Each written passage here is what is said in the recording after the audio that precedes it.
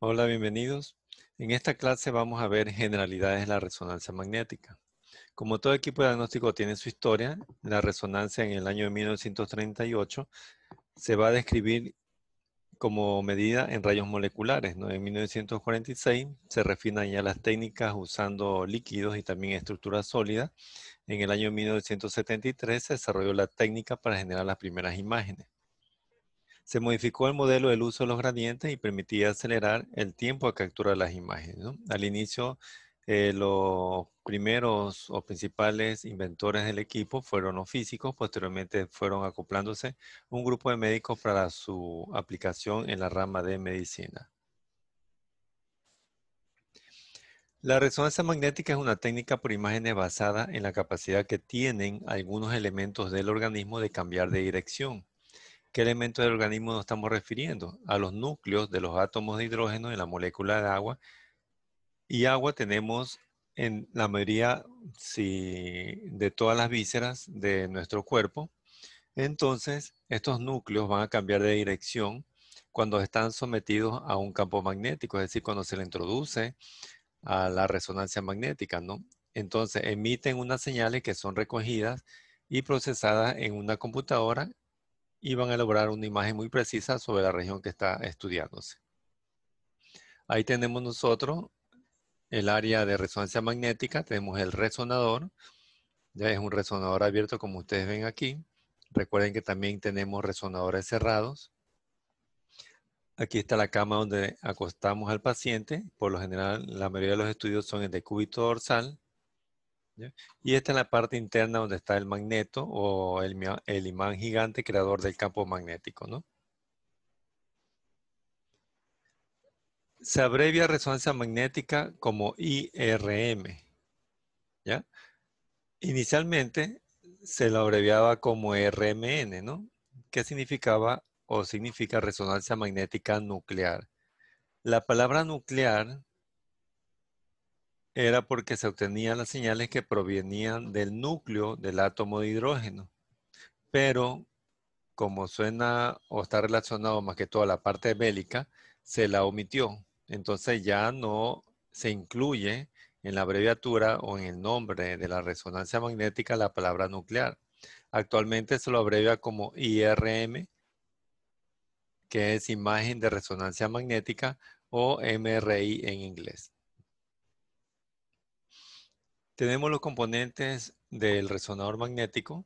Es el imán creador del campo magnético, un imán gigante, un magneto, una antena emisora y receptora de frecuencia, una computadora para analizar las ondas y representar la imagen y sistemas refrigerantes.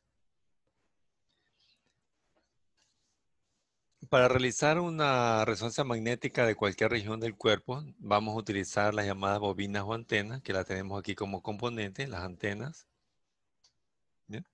Que son aparatos, herramientas que se colocan sobre o alrededor de la región a explorar, que van a dirigir los pulsos de radiofrecuencia hacia el área del organismo que se está examinando por medio de este aparato. Y posteriormente los transmite igualmente hacia el ordenador del resonador, ¿no? Existen diferentes formas, como ustedes ven, de bobinas o antenas, depende del uso, ¿no? Aquí nosotros tenemos una bobina o antena para una resonancia, una IRM de cerebro. De pronto acá tengo de codo, de muñeca, ¿ya? De acá de rodilla, de cadera, de hombro, de columna, etcétera, ¿no? Entonces, existen diferentes bobinas, ¿no? Para la aplicación en diferentes regiones del cuerpo humano, ¿no? Según el examen que se vaya a realizar. Aquí tenemos nosotros las diferentes compañías o empresas que proveen o están a cargo de la distribución de los equipos de resonancia magnética. Y lo más importante es ver los Teslas, ¿no? Mientras más Tesla tenga el equipo, mejor será la resolución de la imagen, menor será el tiempo del examen en cuanto a duración. Ahí tenemos nosotros un esquema, tengo acá el magneto, está una imagen en forma de túnel. a través de la bobina se conecta igualmente hacia el ordenador y aquí lo va a transformar en imagen, ¿no? Desde el punto de vista muy general, ¿no? Entonces vamos a observar un video, ¿ya? Ahí teníamos nosotros un resonador abierto. Este es un resonador cerrado en forma de túnel. Es decir, tiene esos dos tipos de resonador, ¿no? Ahí tenemos nosotros al paciente resonador abierto colocada la bobina en el antebrazo, de pronto en el codo, en la muñeca.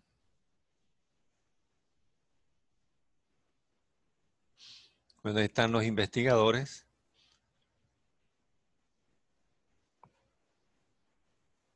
Y en sus primeras pruebas lo hicieron en extremidades, en este caso en un dedo. Después fueron a articulaciones de mayor volumen, ¿ya? Para trabajar y poder procesar las imágenes de manera adecuada, ¿no? También se comprobó la fuerza del campo magnético. Recuerden que es como un imán gigante, entonces va a atraer o va a tener un campo magnético hacia los objetos metálicos imantables, ¿no? Como en este caso la cadena, ¿no? Igualmente, se confeccionó el resonador en forma de túnel, midiendo los diámetros adecuados para que el paciente o el ser humano se introduzca y tenga una amplitud estándar, ¿no? O un diámetro estándar.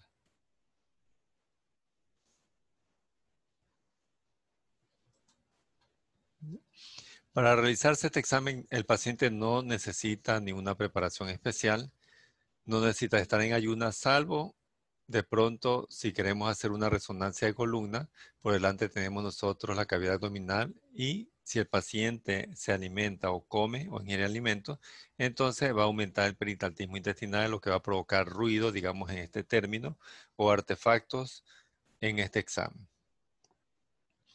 Puede tomar su medicación habitual, de pronto el paciente es diabético, hipertenso, puede tomar su medicación, no hay ningún inconveniente.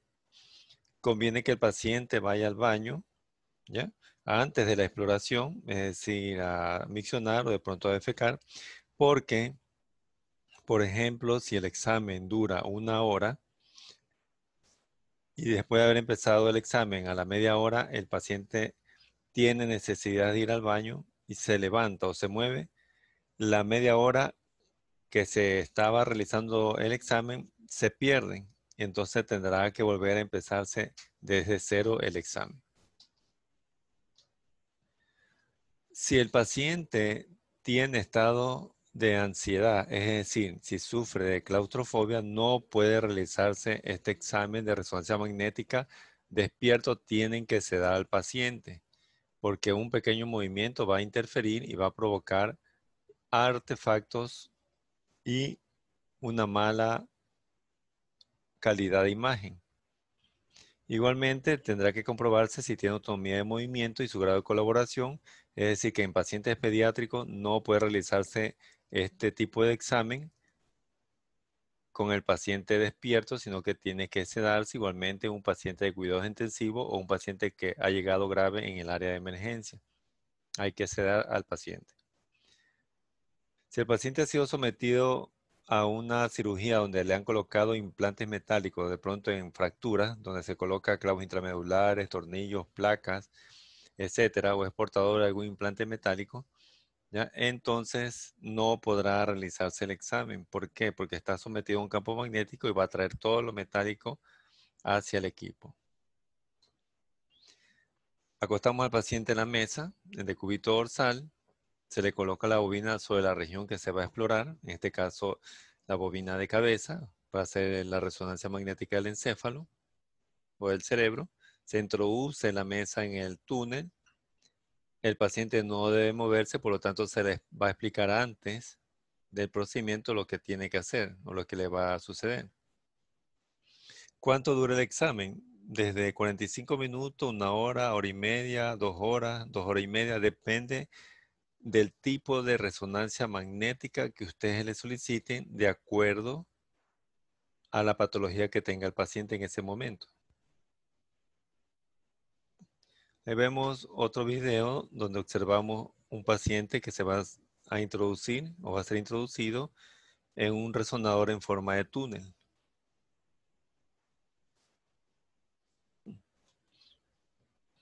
Entonces ahí tiene ya colocada la bobina de la cabeza. Entonces ahí aparece el campo magnético que ejerce su acción sobre los núcleos de los átomos de hidrógeno que en una forma de reposo están en diferentes direcciones, pero cuando comienza la acción del campo magnético, es decir, cuando se magnetizan, entonces se alinean en la dirección del campo magnético, ¿no? La mayoría miran hacia el norte y algunos miran hacia el sur, ¿no? Esta magnetización va a generar pulsos, ondas de radiofrecuencia que son recibidas en el ordenador y transformadas en imágenes, ¿no? Y por ende se van a obtener imágenes en diferentes planos, axiales, coronales, sagitales, con mejor resolución que otro tipo de estudios de diagnóstico por imágenes, ¿no? Entonces tiene casi, o la apariencia anatómica original, en este caso el sistema nervioso, ¿no? Ahí tenemos otro ejemplo, paciente introducido en el túnel, se ejerce el campo magnético. Este campo magnético va a trabajar o va a influenciar los núcleos de los átomos de hidrógeno, ¿no? Recuerden que los núcleos de átomos de hidrógeno que están en la molécula de agua están en diferente dirección antes del campo magnético, pero cuando se magnetizan van y se dirigen a una sola dirección del campo magnético y ahí generan las ondas de radiofrecuencia. ¿Ya? Ahí lo vemos, ¿no? Posteriormente, igualmente, regresan en reposo y también generan otro tipo de ondas de radiofrecuencia, ¿no? Y se adquiere la imagen en ese sentido, ¿no? Los primeros resonadores fueron cerrados, ¿no? Como lo vieron ahí, ¿no? Las aplicaciones iniciales fueron hacia lo que es el sistema musculoesquelético para el diagnóstico de patologías de hombro, de rodillas, de codo, ¿ya? De muñeca, de tobillo. Posteriormente se amplió la aplicación al sistema nervioso central y ahora tenemos mucha ventaja de la resonancia en cuanto a adquisición de imagen, en cuanto a datos que nos proporciona la patología en el cerebro y la médula espinal.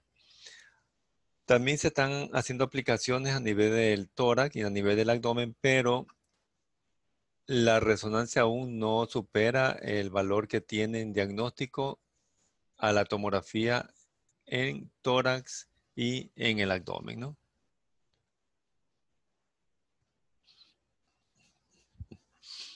Ahí vamos a observar un resonador magnético abierto.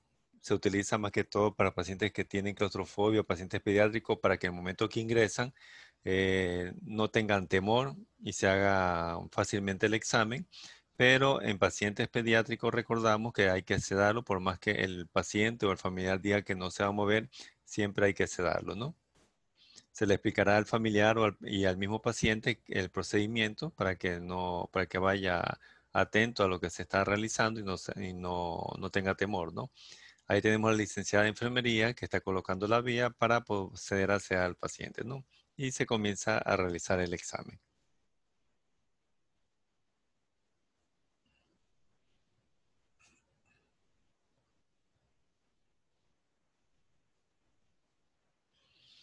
Los resonadores cerrados son mejores en cuanto a resolución de imágenes en relación a los abiertos, pero actualmente casi no hay mucha diferencia, ¿no? Los abiertos se utilizan más en pacientes pediátricos, en pacientes que tienen claustrofobia, ¿no? Vamos a hacer una comparación de la imagen obtenida en una resonancia con la imagen de una tomografía, ¿no? Ahí tenemos nosotros una tomografía del cerebro con medio de contraste. Observamos la estructura del polígono de Willis, la imagen aquí redondeada, hiperdensa, que capta el medio de contraste, y aquí se va a sospechar o el diagnóstico es un aneurisma cerebral. Aunque está en el diagnóstico diferencial, también otras patologías como adenomas hipoficiarios, macroadenoma, craniofaringiomas, etcétera, ¿no? Si vemos la resonancia magnética, observamos que la imagen se define mejor que la tomografía, la imagen patológica, ¿no? Incluso el parénquima cerebral, que no es tan valorable a nivel de la base por la interposición de artefactos provocada por las estructuras de los huesos de la base del cráneo, en resonancia no se pierde esta condición, ¿no? Se observa muy bien la parte anatómica, ¿ya? Del parénquima cerebral. Ahí tenemos nosotros dos tomografías Dos patologías. Observamos en esta tomografía el cerebro con medio de contraste. Una imagen hiperdensa que realza en forma de ovillo, ¿ya? Entonces, aquí tenemos nosotros como impresión diagnóstica una malformación vascular. Esto corresponde a la resonancia de la malformación vascular con imágenes en forma de ovillo serpiginosa, ya de color negro, ¿no? Y acá en esta otra tomografía, aparte de observar la dilatación de los ventrículos laterales, vemos una alteración de la continuidad por ausencia del vértice cerebeloso, ¿ya? Que comunica el cuarto ventrículo con la cisterna magna, ¿no? Entonces estamos tratando o estamos viendo un complejo de Dandy-Walker. Por resonancia, nosotros lo vemos muy claramente, tanto el parénquima cerebeloso, ¿ya? Como la comunicación entre el cuarto ventrículo y la cisterna magna. También es muy útil para el diagnóstico de patologías a nivel de discos intervertebrales, médula espinal, sacos durales, ¿ya? En relación a la rayos X, que de pronto solo informa la parte ósea, o en relación a una tomografía, ¿no? También su uso está, bueno, eso se utilizó desde el inicio en el sistema musculoesquelético, aquí a nivel del hombro para ver lesiones del manguito rotador y aquí en la rodilla, ¿ya? Para ver lesiones de menisco, medial lateral, en sus cuernos anteriores posteriores, en los ligamentos cruzados anterior, ligamento cruzado posterior, ¿ya? Estructuras en lo que es la cavidad articular.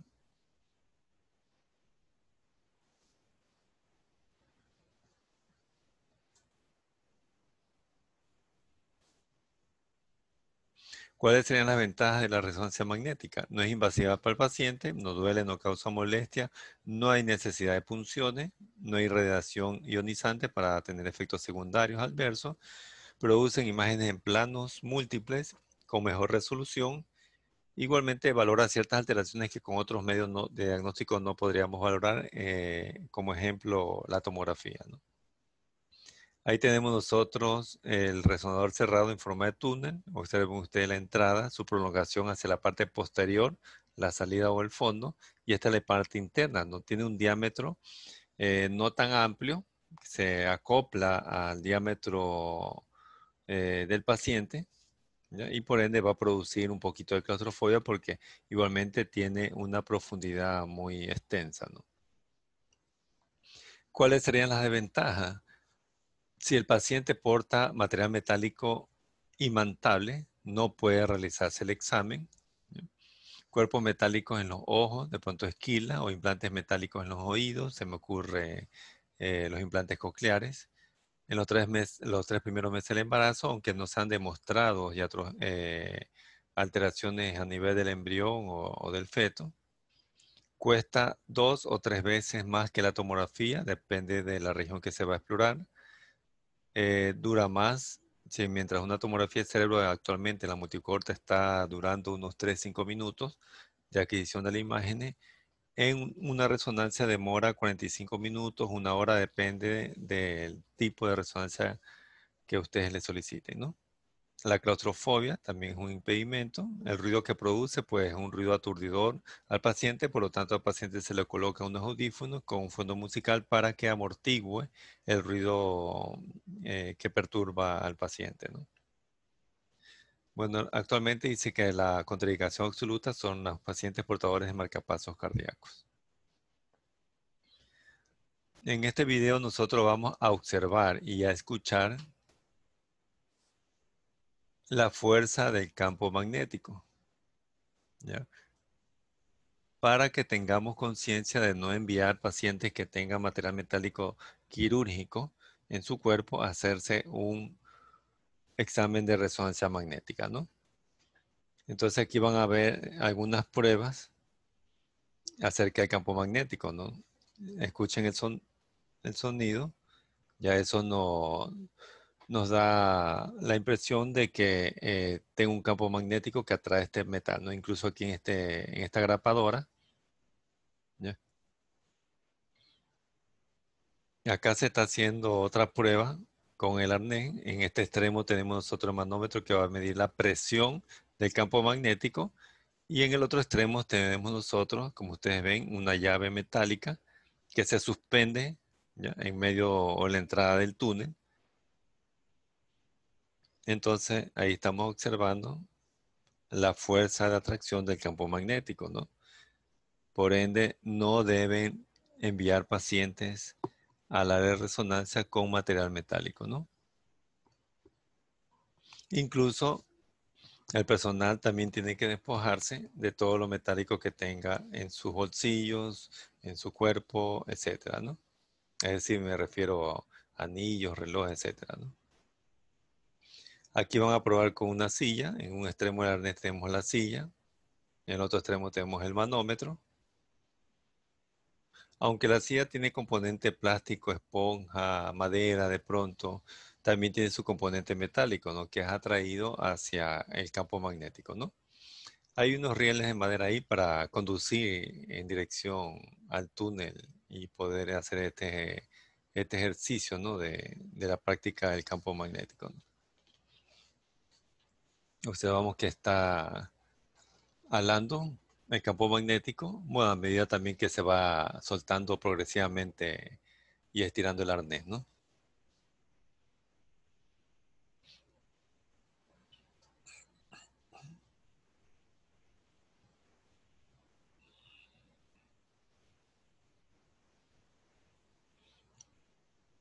Ahí vemos cómo está aumentando la presión, ¿no?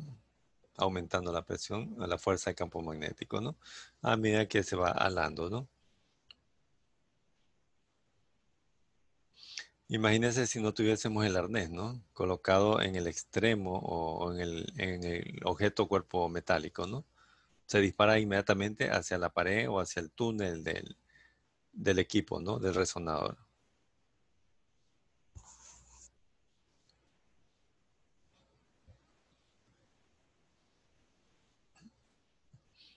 Aquí se va a hacer otra prueba de la fuerza de campo magnético. En esta ocasión, con una llave de tubería, como ustedes de pronto han visto o lo han cogido, entonces una llave muy pesada con una composición metálica muy, casi el 100%, ¿no? Miren cómo se suspende ante la atracción del campo magnético, ¿no? A medida que se va acercando la llave, entonces va aumentando la concentración de la fuerza del magneto, ¿no?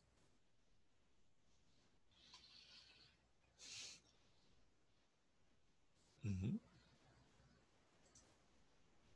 ¿Ya? Entonces, el campo magnético actúa sobre la molécula de agua, y agua tenemos en la mayoría, si no decir en todas las estructuras o vísceras del cuerpo, ¿no?, de todos los sistemas o aparatos, ¿no?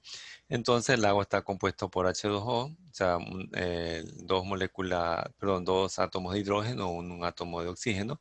Entonces el campo magnético actúa sobre el núcleo o protón de hidrógeno, ¿no? Aquí nosotros tenemos dos tipos de tejidos, ¿no? O ponemos como ejemplo el parénquima encefálico del paciente que no se está realizando la resonancia magnética, es decir, este es un tejido no magnetizado. En este caso, los núcleos del átomo de hidrógeno están de manera aleatoria en diferentes direcciones. La flecha me indica la dirección en que se encuentra, ¿no? Pero si el paciente es introducido al resonador y se ejerce el campo magnético, entonces los núcleos de los átomos de hidrógeno se alinean en dirección al campo magnético. ¿Ya? Ustedes aquí la flecha, muchos miran hacia el norte, pocos miran hacia el sur. Este paso de tejido no magnetizado a tejido magnetizado va a generar ondas o pulsos llamados de radiofrecuencia que son emitidas hacia la bobina hacia el ordenador y transformadas en imágenes. Acá tenemos el mismo ejemplo, tejido no magnetizado. Se introduce al paciente en el túnel, se ejerce el campo magnético y se magnetiza el tejido, ¿no? Y por ende va a generar ondas de radiofrecuencia. Este es lo mismo, aquí el paciente introducido en el interior del imán del túnel, entonces los núcleos de los átomos de hidrógeno se alinean en sentidos, ¿ya?, en dirección al campo magnético, ¿ya? En relación al inicio que estaban de manera aleatoria, ¿no? Entonces aquí la antena de radio emite un pulso de ondas de radiofrecuencia. Entonces esta energía electromagnética hace que los protones en la zona estimulada se desalineen otra vez, ¿ya? De manera momentánea, ¿no? Todo esto va a generar pulsos de radiofrecuencia, ¿no? Tanto cuando se alinean y cuando se desalinean. Y son recogidas toda esta información a la computadora, ¿no? Y transformada en imágenes, ¿no? ¿Qué terminología vamos a utilizar en la resonancia magnética? Todo lo que veamos en una imagen de resonancia magnética del color blanco le llamaremos hiperintenso o imagen de alta intensidad o señal alta. Todo lo gris se va a denominar isointenso o de señal intermedia. Todo lo negro se va a denominar hipointenso o de señal baja, ¿ya? O de baja intensidad.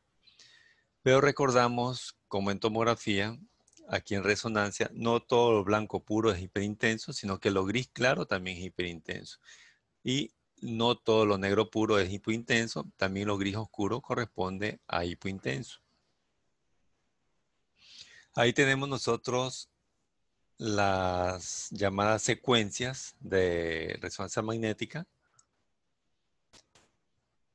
o llamadas también imágenes potenciadas, ¿no? Le llamaremos imágenes potenciadas o de pronto secuencias.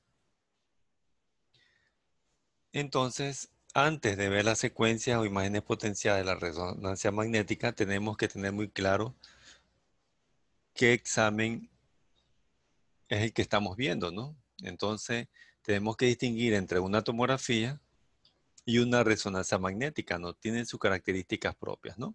Entonces, tenemos bien claro la característica de una tomografía del cerebro y vamos a empezar a observar las características de las imágenes potenciadas o secuencias, ¿no? Entonces ahí tenemos nosotros imagen potenciada de la IRM en T1, imagen potenciada en T2, imagen potenciada en Flare, imagen potenciada en difusión y ADC. Entonces vamos a trabajar al menos con estas 5 imágenes potenciadas porque son de uso general en la mayoría de las patologías, ¿no? Aunque recuerden que también tenemos otras secuencias, ¿no? ¿Ya? ¿Cómo vamos nosotros a identificar o qué características vamos a coger, al menos en mi asignatura, ¿no? Vamos a coger la característica de la intensidad o la señal de intensidad del LCR, es decir, del líquido cefalorraquídeo. Y decimos que la imagen potenciada o secuencia T1 se caracteriza porque el LCR es hipointenso. En T2 porque el LCR es hiperintenso. Entonces, esas son las secuencias básicas o generales que se utilizan. También tenemos la secuencia Flane, que según el LCR, guiándonos todavía con el LCR, se parece a un T1.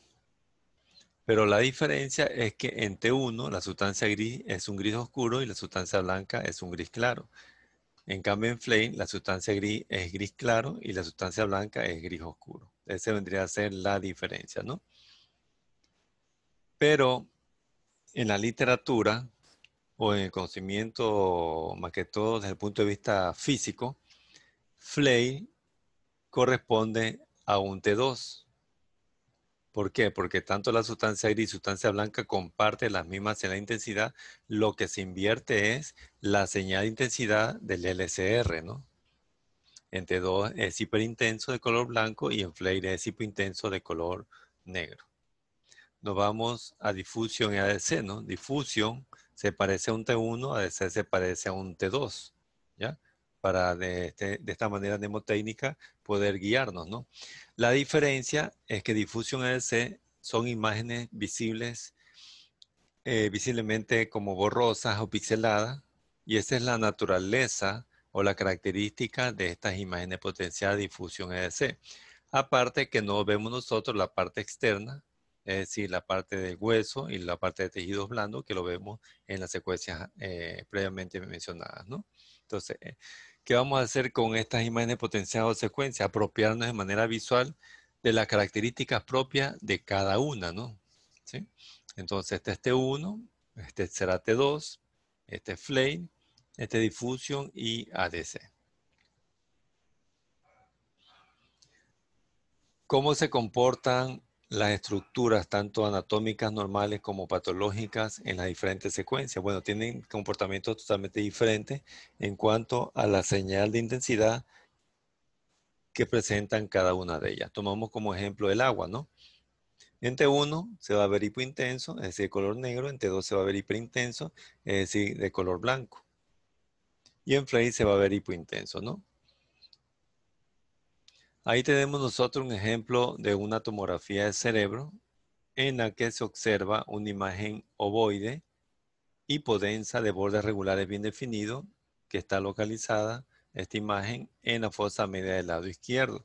Entonces, según las características mencionadas en esta tomografía, decimos que se trata de un quiste aracnoideo, correcto, un quiste aracnoideo, ¿no? Entonces el diagnóstico lo damos en una sola imagen. A diferencia de la resonancia, que si tenemos la misma imagen, bueno, esta está en la fosa posterior de la base del cráneo hacia el lado izquierdo, pero es la misma imagen, ¿no?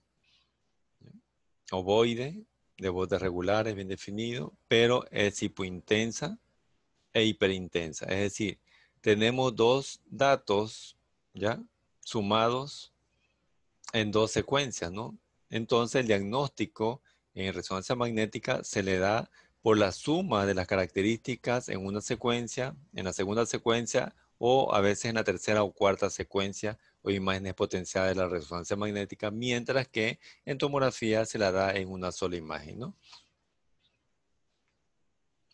Entonces, en la IRM las imágenes se pueden potenciar en diferentes formas, ¿no? Regulando tres parámetros: el tiempo de eco, el tiempo de relajación y el tiempo de inversión. Entonces vamos a obtener las imágenes potenciadas mencionadas: T1, T2, flare, diffusion y ADC.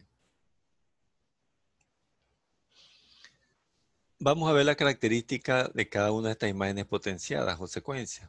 T1 es una secuencia que sirve para evaluar la parte anatómica. Es decir, me va a demostrar más la anatomía que la patología, ¿no? Es poco sensible a los cambios patológicos. ¿Qué observamos en T1 hiperintenso, es decir, de color blanco? Ahí tenemos nosotros una barra vertical de una escala de grises, donde la sustancia gris, al menos en T1 y en T2, siempre va a ser neutra, es decir, un gris neutro, es lo isointenso, y de aquí hacia arriba es hiperintenso. Entonces, ¿qué es lo que vamos a ver hiperintenso o de color blanco en T1? La grasa, el hueso medular, la sustancia blanca. En patología hemorragia subaguda, el contraste magnético paramagnético. ¿Qué es lo que vamos a ver gris o isointenso en T1? Viene a corresponder a la sustancia gris. Y también aquellas lesiones con agua que tengan un líquido denso, con detritus, en este caso, como un acceso, ¿no? Entonces también se lo va a ver isointenso. ¿Qué es lo que se observamos hipointenso en T1 o de color negro, ¿no? El aire, hueso cortical, ligamentos, agua y el músculo, ¿no? El agua libre, ¿no? Entonces, en este caso, aquella patología que contengan líquido, en este caso quistes, los vasos igualmente, ¿no? Nos vamos a T2. Es muy sensible a los cambios patológicos, pero no anatómicos, ¿no?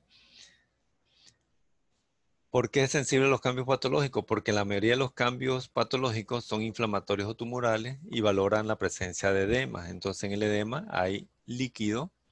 Entonces, el líquido se va a ver hiperintenso en T2 y eso va a realzar y va a destacar y va a llamar la atención en T2, ¿no?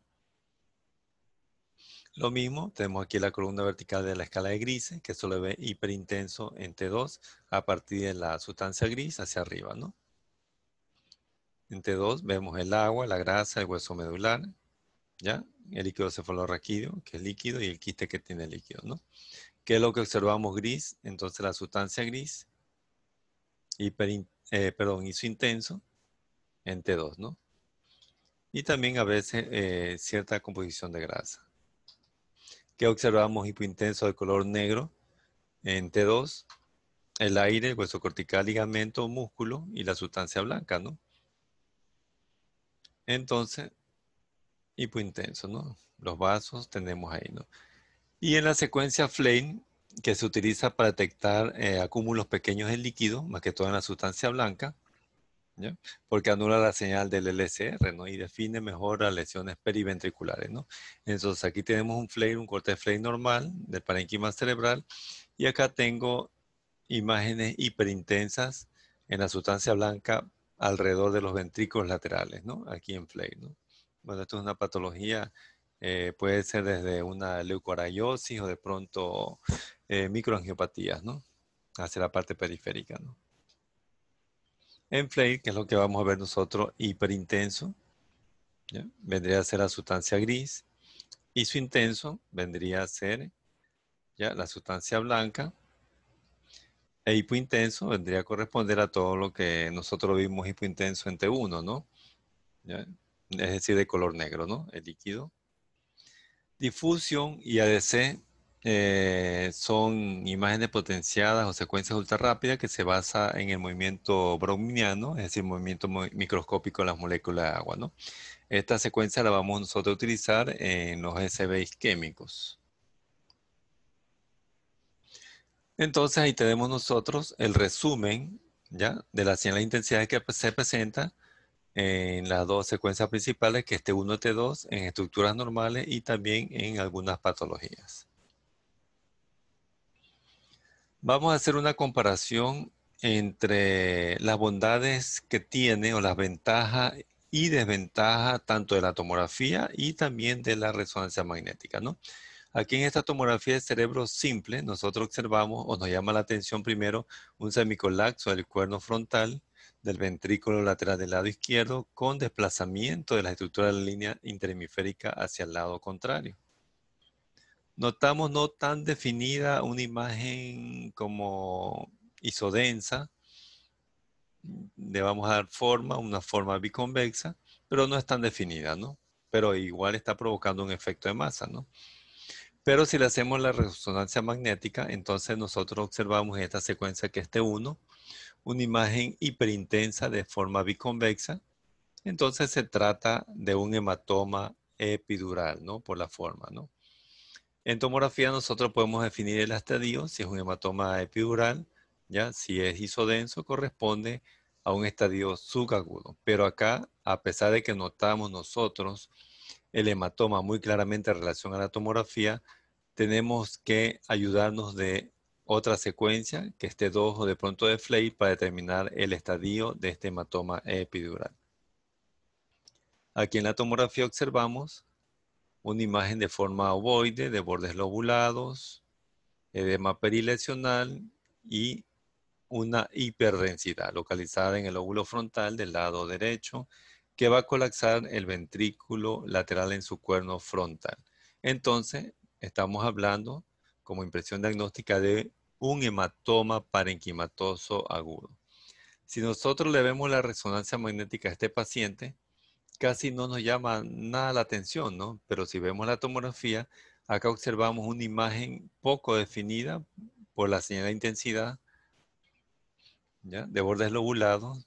Es isointenso, ligeramente hiperintensa, pero necesitamos las otras secuencias. Recuerden, este es T1, necesitamos T2 o Flame para determinar bien, más que todo, el aspecto de esta lesión o esta imagen patológica y también el estadio, ¿no? En relación a la tomografía, que sí la podemos hacer en una sola imagen.